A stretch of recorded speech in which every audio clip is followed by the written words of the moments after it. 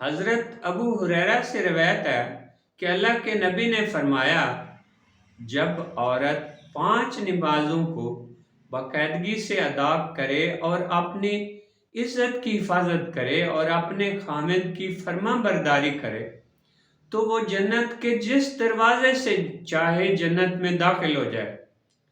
ولایت کا سب سے اونچا مقام صدیق کا ہے، اور صرف صدیقین کو یہ رتبہ ملا ہے کہ وہ جنت کے جس دروازے سے چاہیں جنت میں داخل ہو سکتے ہیں۔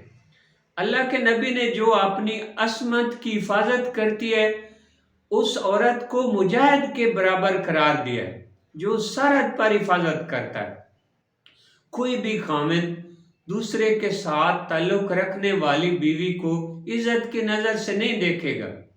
جب عورت اپنے میاں کی نظر سے گر جائے تو اس کی زندگی کیا زندگی رہے گی؟ آپ کا اعتماد اور اعتبار ہی تو پیار کی بنیاد ہے۔ جب یہ پیار ہی نہیں رہے گا تو عورت کے لیے گھر جہنم بن جائے گا۔